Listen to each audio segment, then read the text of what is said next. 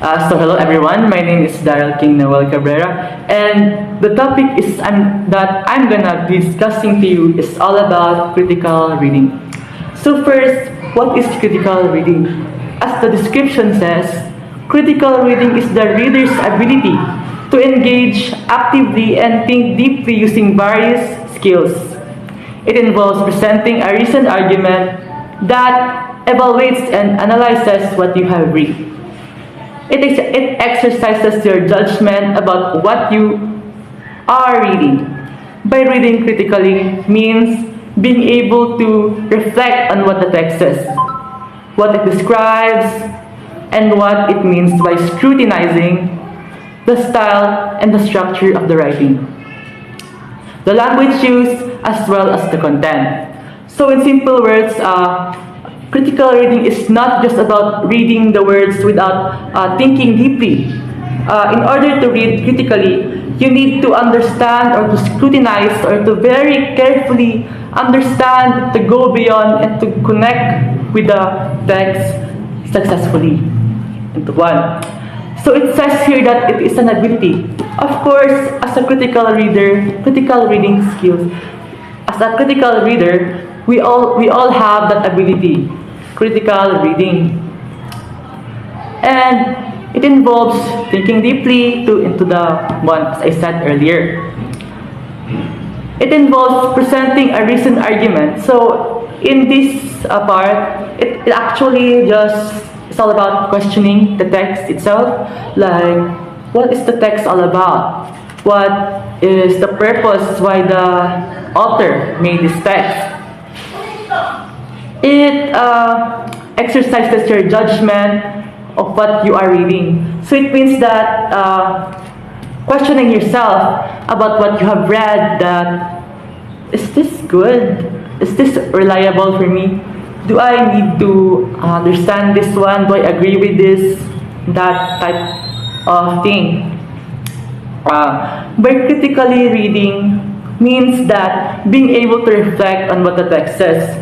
So it just means that able to reflect or to mean that you know the purpose why it's being wrote, what style is being used in the text, and the language used as well, and also the content. So overall, critical reading is all about scrutinizing or thinking or reading very deeply into the words or text itself. It is like being connected to the words.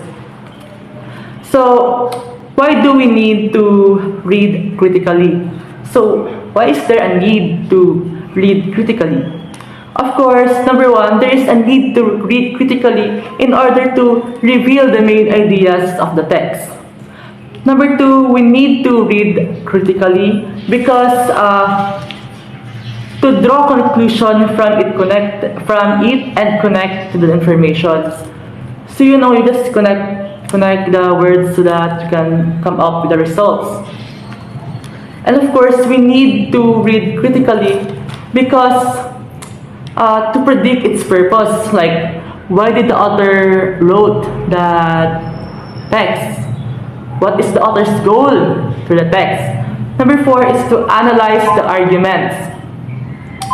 Of course, it allows you to explain the author's arguments so that you know what the author is trying to tell you. Number five is to find different points of view. So about this one, you need to think into the author's point of view. Like, what will my readers think if they read this? Will they agree with me like that? So what that means, find different points of view. So the number six is to evaluate ideas. So in this, there is a need to read critically because you need to evaluate ideas, which means that it lets you evaluate if this text is useful or not. Is it good or is it bad? So as a critical reader, you should also reflect on these. You should reflect on what the text says. So by critically reading a piece, you should be able to take notes and summarize whether on your own understanding of what the text is. Like provide key points of what you learned about the text. If you read critically, it means you understand it and you will be able to provide your own summary about what you have read. As a critical reader, you should also reflect on what the text describes.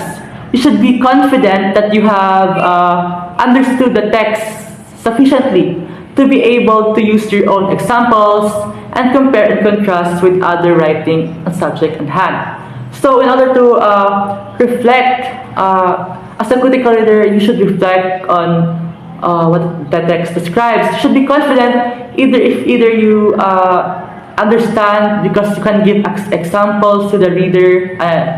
You can give examples by that text itself. So that means you did fully understand the text as a whole. So the last one is gonna be, we should, as a critical reader, you should be able to reflect on the interpretation of the text. So this means that you should be able to fully analyze the text and state the meaning of a text as a whole. So that means interpretation, or meaning that you should be able to understand the text as a whole because you have already read it critically.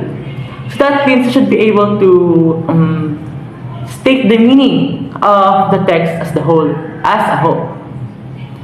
So that is a part of my topic that I'm gonna discuss to you. So I should end here. So, good morning everyone. My name is Laika Grace Arbadado. So today, I'm gonna share you what is example template when writing analysis after critical reading. So the first is introduction. So introduction is state the title of the work, the author's name, and the publication date of. Outline main ideas of the book or identify the author's thesis. State your own thesis statement and your main idea about the work. So, introduction is the term introduction refers to the opening or beginning part of something, such as speech, essay, book, or event. It is a section that provides an overview, sets the context, and prepares the audience or readers for what is to follow. The next is summary. Summary briefly outline the main ideas of the book, articles, or film. Should involve who, where, when, why, and how. You may also choose to discuss the structure, style, or point of view. So the summary serves a shortened version of a longer piece, allowing readers or listeners to quickly understand the main points and decide whether they want to engage with the full context. The next is analysis. Critically state what you like and do not like about the book, article, or film. Explain your ideas with specific examples from the book, article, or film.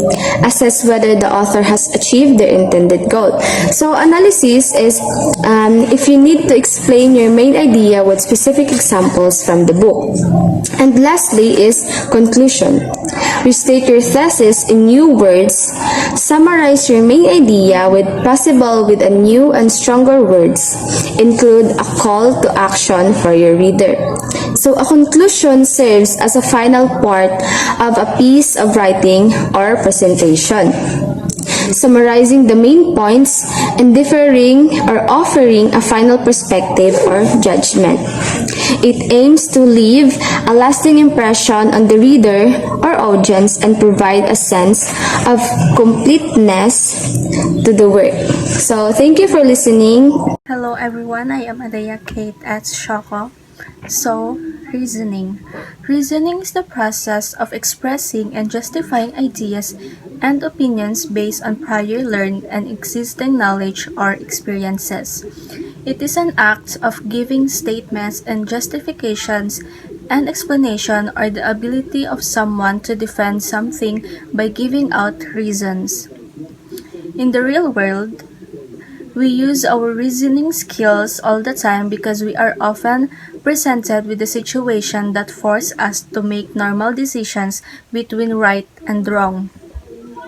So, reasoning is like solving a puzzle with the pieces you already have. It's how you make decisions based on what you already know. So, example. Situation. You get to be invited to a party, but you also have an important school assignment to finish. This requires reasonings since you must consider the two choices, trying to identify your priorities. In order to come up with a reason, you must identify critical factors which will affect the outcome of a decision, gather relevant information, weigh the evidence, and evaluate your opinions. So, reason. I will finish my school assignments first because I am prioritizing my studies, and if I cannot pass my assignment, I could have a failing grade that would affect my whole studies. If ever I finish my assignment early, then maybe I could still attend the party. So, you start by looking at the important factors, like the due date of your assignment and the time of the party. You gather information, like how long it might take you to finish the assignment and when the party ends. Then, you weigh the evidence. You know that your studies are a priority and not submitting your assignment could lead to a failing grade. So, you decide to finish your assignments first. If you finish early, you might still be able to go to the party. That's reasoning and action. It's about making informed decisions based on the information you have. So, in short, reasoning is like a tool you use to make decisions. It helps you figure out what to do when you have to choose between different options. Good day, everyone. We are the group 2. The step in doing critical reading. So, number 1. Prepared to become part of the writer's audience. When you become a member of the target audience, it is easier to get an authorized purpose. You may learn about the author, the history of the author, and the text. So, we need to prepare ourselves to become the author's audience. For what the better understanding, the purpose, history, and experience to learn and maybe to apply some of his or her text. Number 2. Prepared to read with an open mind. Your goal as a critical reader is to seek knowledge and allowing yourself to reflect thoughtfully, objectively on the text. So we need to prepare ourselves to become open-minded to what we read because some of it we don't easily understand the deep meaning of the text. So we need to use critical thinking for the better understanding. Number 3. Consider the title. The title may provide clues to the writer's attitude, goals, personal view, or approach. So, consider the title as the main knowledge of the writer's text of what his or her wants to share with the audience. So, that's all. Thank you. Number 4. Determine the thesis or purpose of the text. When you have identified the thesis of a text, you can now assess how the central claims are developed or argued. You need to know the main idea of the text, what is full about, what is the reason of this text. Number 5. Read slowly. You will make more connection within the text when you slow down or when you do close reading. In order to understand the text or what you are reading properly, you need to read slowly. It's because reading slowly allows you to interpret and gain more understanding about the text. Number 6. Begin to make some judgments about the context. Understand the background of the text because it can contribute to your assessment of what is going on in a text.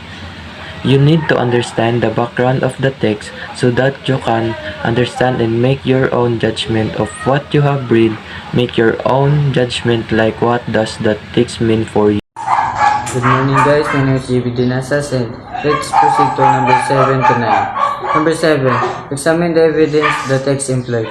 Determine how did the author presented his reasoning and data or consists the kinds of evidence that are used. Examine the type of evidence used the author to support their arguments, assess the reliability and relevance of the evidence presented and how it contribute to the overall persuasiveness of the text. Number 8. Use the dictionaries and other appropriate reference words. Every word is important. If there are words in the text it is not clear or difficult to define in context, use the dictionaries or the reference materials to clarify any unfamiliar or ambiguous term in the text. Understanding the precise meaning of the word is essential to grasping the author's intended message. Last is number 9. Number 9 is made an evaluation or judgment. In evaluating, you determine the strength and weakness of the text. Your reading of a text is already critical if it accounts or make a series of judgment out about a text is argued. Finally, critically evaluate the strength and weakness of the text is argument. Formulate your own judgment about the effectiveness of the author reasoning and the overall quality of the text. By following this step, you can develop the skills necessary to read and analyze the text critically, allowing to engage with them in a more meaningful and insightful way. And that's all. Thank you.